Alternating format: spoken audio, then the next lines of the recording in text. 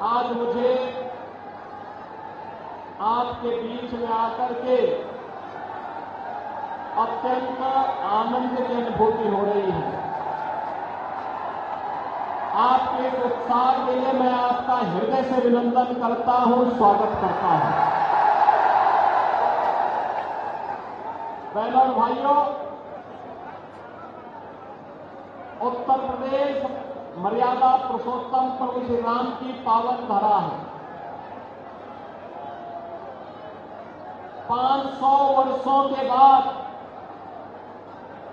अयोध्या धाम में प्रभु राम फिर से विराजमान हुए हैं। जो कार्य कांग्रेस 65 वर्षों में नहीं कर पाई, वह प्रधानमंत्री मोदी जी के मार्गदर्शन और नेतृत्व में भारतीय जनता पार्टी की डबल इंजन सरकार ने 5 वर्ष में करके दिखा दिया।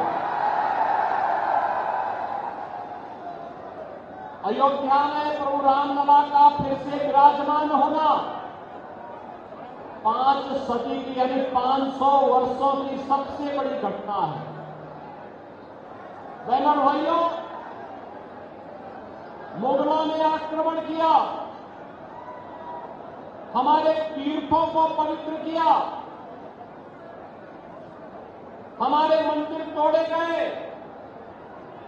मूर्तियां खंडित हुई, अंग्रेजों ने फूट डालो राज करो की नीति के तहत देश की एकता को खंडित करने का भरसक प्रयास किया। लेकिन 1947 में जो देश आजाद हो गया था, आखिर कांग्रेस ने 1947 से लेकर के 2014 तक सर्वाधिक समय तक उसे शासन करने का अवसर प्राप्त हुआ। क्यों नहीं उसने अयोध्या में राम मंदिर का निर्माण किया? क्योंकि कांग्रेस को राम से प्यार नहीं था, आपकी आस्था का उसके लिए कोई सम्मान नहीं था। कांग्रेस को केवल और केवल वोट बैंक की राजनीति करनी थी, आपकी आस्था के साथ खिलवाड़ कर रही थी। और इसीलिए कांग्रेस ने कभी भी देश के हित में कार्य नहीं किया। जो काम कांग्रेस 65 वर्षों में नहीं कर पाई, भारतीय जनता पार्टी मात्र 5 वर्ष में करके दिखाती, 500 वर्षों की समस्या का समाधान करती।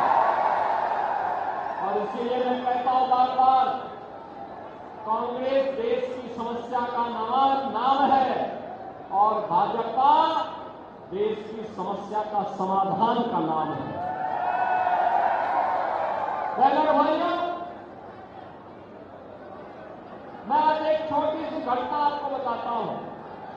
अभी मैं कल और परसों जम्मू कश्मीर विधानसभा चुनाव के प्रचार के लिए गया था और प्रचार के दौरान जब मैं जम्मू पहुंचा तो जम्मू एयरपोर्ट पर जहां मुझे कार्यक्रम में जाना था वहां बारिश हो रही थी। जम्मू एयरपोर्ट के अंदर में गया, मैं अंदर जा रहा था, तब तक एक आवाज आई, उसने वहां से एक आवाज आ रही थी, साहब राम। तो क्योंकि मेरा कोई परिचित नहीं था वहां पे, तो मैंने समझा एक सामान्य किसी और से कह रहा होगा। लेकिन थोड़ी देर के बाद फिर वही आवाज कही, योगी जी राम। तो मैंने उधर देखा तो मैं देख के भौचक था। ये राम शब्द एक मौलवी के मुंह से निकलना था। मैं समझ गया कश्मीर में धारा 370 हटने का इम्पैक्ट है ये।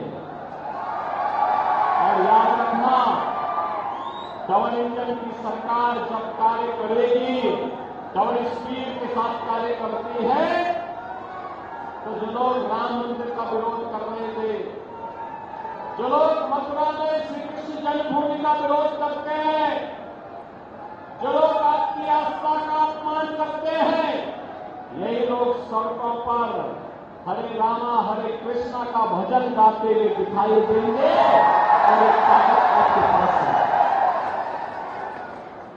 याद करना, राम मंदिर विदेशी आक्रांताओं ने भगवान राम के मंदिर को इसलिए तोड़ा था क्योंकि हम बटे थे। हम बटे थे इसलिए कटे थे। बटना नहीं है, एकजुट होकर के देश के बारे में फैसला लेना है। कांग्रेस ने आजादी के 60-65 वर्षों तक शासन करने के बाद भी देश को समस्या दी। आतंकवाद की समस्या हो, नक्सलवाद की समस्या हो, उग्रवाद की समस्या हो, भ्रष्टाचार की हो, जातिवाद का हो, क्षेत्रवाद का हो, भाषावाद का हो या परिवारवाद का, ये जितनी भी समस्याएं दी हैं, ये कांग्रेस ने दी है।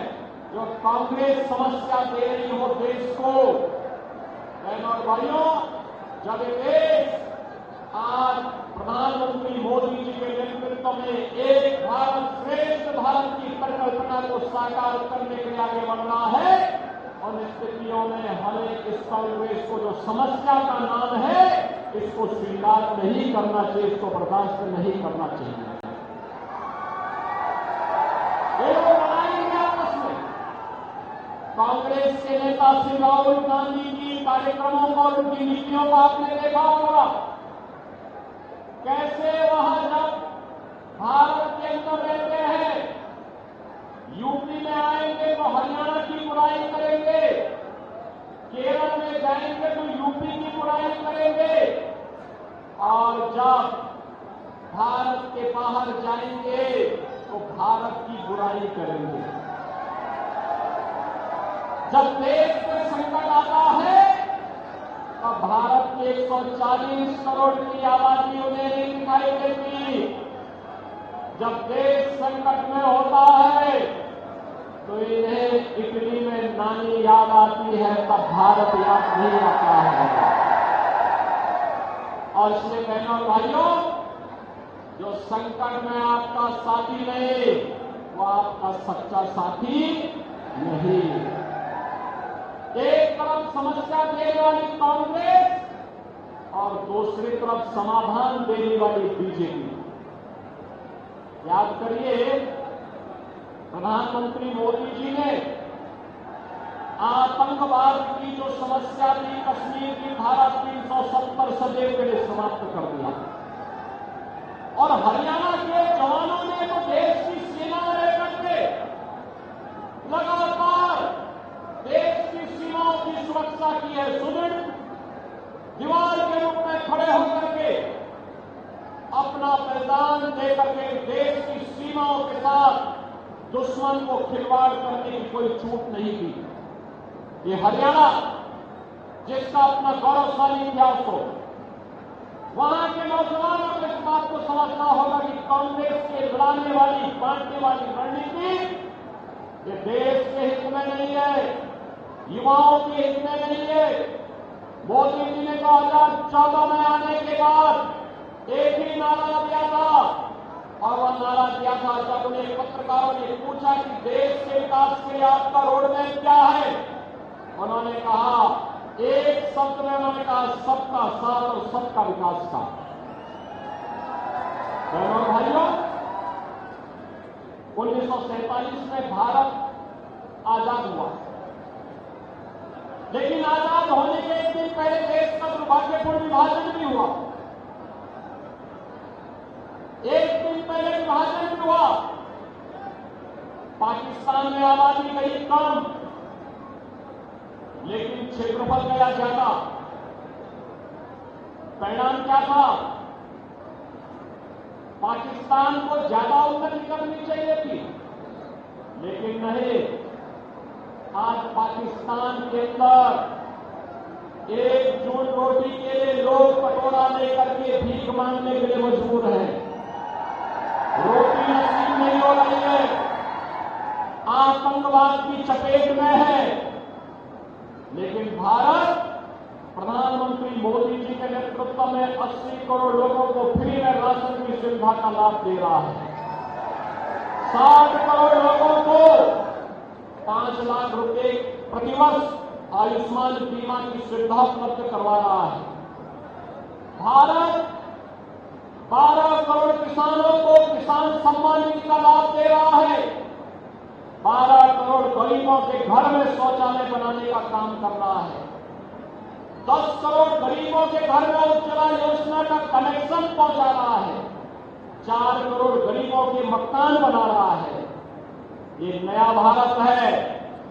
हाईवे भी है, रेलवे भी है, मेट्रो भी है, आईआईटी भी है, आईआईएम भी है, एनआईटी भी है, एम्स भी बन रहे हैं, 1 डिस्ट्रिक्ट मेडिकल कॉलेज भी बन रहा है। हर घर नल की योजना भी आपके घर तक शुद्ध पेयजल पहुंचाने के लिए लागू हो रही है। विकास भी है, लोक कल्याण भी है और विरासत के लिए भी सम्मान है। अयोध्या में रामलला का भव्य मंदिर का निर्माण हो गया। मथुरा वृंदावन को भी हम सजाने का काम करना शुरू कर दिए हैं। शाकंभरी देवी मंदिर का भी भव्य स्वरूप आने वाला है। और बहनों और भाइयों, करतारपुर साहिब में भी अगर आप जाएंगे, कॉरिडोर का निर्माण हो चुका है। ये भी हो चुका है। याद करिए, बाल दिवस की जब बात आती थी तो कांग्रेस ने अपने यानी पंडित नेहरू के जन्मदिन को बाल दिवस के रूप में मनाया। लेकिन जब मोदी जी की बात आई तो मोदी जी ने कहा नहीं, गुरु गोविंद सिंह जी महाराज के 4 साहबजादे जिन्होंने देश के लिए अपना बलिदान दिया, उनके नाम पर बाल दिवस होगा। वीर बाल दिवस का कार्यक्रम पूरा देश गुरु गोविंद सिंह जी के 4 साहबजादों की स्मृति में मनाता है। बहनों और भाइयों, विरासत का सम्मान ऐसे होता है, विकास ऐसे होता है। जगाधरी और यूपी यमुना के इस पार उस पार है।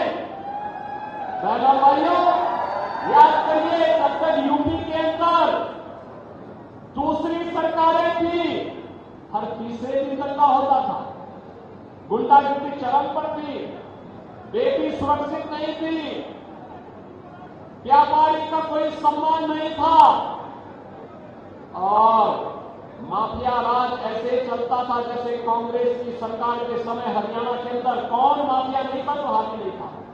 संगठित गिरोह अपराधियों के संचालित होते थे। अपराधियों के गिरोह खनन माफिया, वन माफिया, पशु माफिया, ये सभी प्रकार के माफिया हाथी थे यूपी में भी। बहनों और भाइयों, आज माफिया यूपी का कहां चला गया? राम नाम सत्य है कि यात्रा पे निकल चुका है।